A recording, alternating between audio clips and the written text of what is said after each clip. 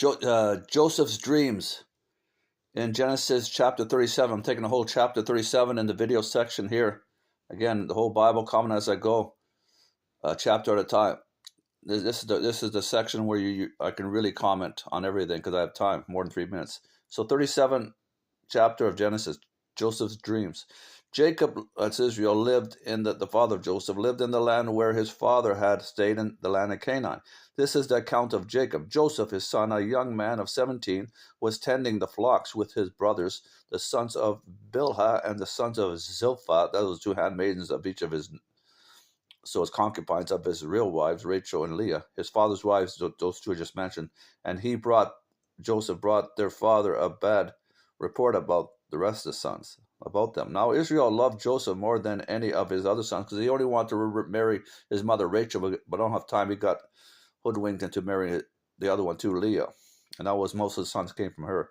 Now Jacob loved Joseph, that's why, more than any other, and he was the oldest. Benjamin was the second of any of his other sons, because he had been born to him in his old age, but also Rachel, and he made a richly ornamented robe for him.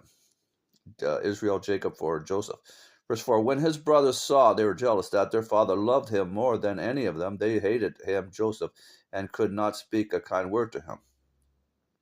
Sibling rivalry, jealousy. Verse 5, Joseph had a dream about when he told it to his brothers. They hated him all the more. He said to them, listen to this dream I had. We were binding sheaves of grain out in the field, when suddenly my sheaf rose and stood upright, while your sheaves gathered around mine and bowed down to it. His brothers said to him, they understood it. Do you intend to reign over us? Will you actually rule us? Question marks. And they hated him all the more because of his dream and what he had said. Then he had another dream. I'll comment here on the end of this. And he told it to his brothers, Joseph to his brothers. Listen, he said, I had another dream. And this time the sun and moon and 11 stars, that's 11 brothers, and father and mother, sun and moon, that's what it meant, were bound down to me, Joseph. When he told his father and as well as his brothers, his father rebuked him and said, what is this dream you had? Will your mother and I and your brothers actually come and bow down to the ground before you? His brothers were jealous of him, but his father kept this matter in his mind. His father thought about it because he talked to God and everything, and he was wondering what's next and what's going on with Joseph. Verse 12. Now, his brothers had gone to graze their father's flocks near Shechem.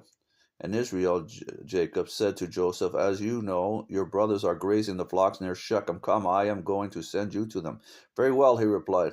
So he said to him, go and see if all is well with your brothers and with the flocks, and bring word back to me. Then he sent him off from the valley of Hebron.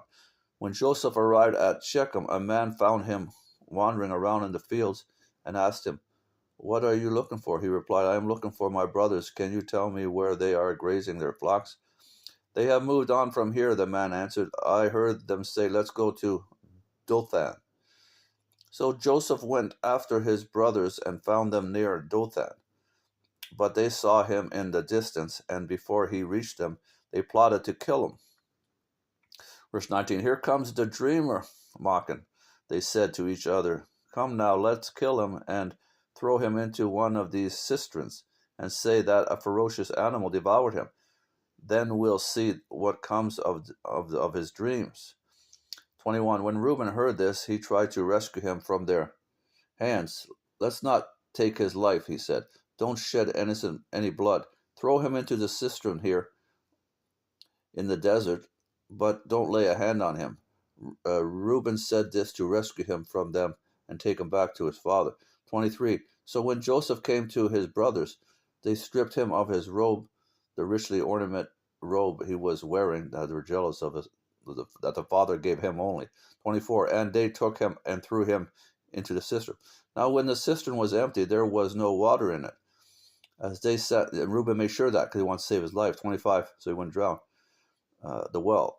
As they sat down to eat the meal, they looked up and saw a caravan of Ishmaelites coming from Gilead. That's the half brother of of their grandfather um, Isaac through the bondwoman, the half brother, yeah. Their camels were loaded with spices, balm, and myrrh, and they were on their way to take them down to Egypt. 26. Judah said to his brothers, "What will we gain if we kill her?" Now Judah speaks up. Reuben wants to save his life and bring back to his father. Judah said to his brothers, "What will we gain if we kill our brother and cover up his blood?" Excuse me. 27. Come, let's sell him to this, Judah continues, to the Ishmaelites, and not lay our hands on him. After all, he is our brother, our own flesh and blood. His brothers agreed. So when the Midianite merchants came by, his brothers, this was of God, because everything that happened afterwards. So when his Midianite merchants came by, his brothers pulled Joseph up out of the cistern of the well and sold him to for 20 shekels of silver to the Ishmaelites, who took him to Egypt. When Reuben returned to the cistern and saw that Joseph was not there, he tore his clothes. 30. He went back to his brothers and said, "The boy isn't there," because he was 17. "Where can I turn now? What can I do?" Question mark. Where can I turn?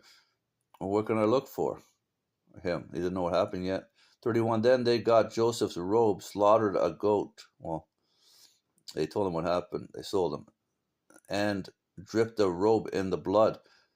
They took the ornamented robe back to their father and said, "We found this. Examine it to see whether it is your son's robe." 33. He recognized it and said, "It is my son's robe. Some ferocious animal has devoured him. Joseph has surely been torn to pieces." Then Jacob tore his clothes. Back then there were lions in this area and everything, but so they could use that excuse. 34. Then Jacob tore his clothes, put on sackcloth, and mourned for his son many days. All his sons and daughters came to comfort him, but he refused to be comforted. "No," he said, "I'm in mourning. Will I go down to the grave to my son?" So his father wept for him.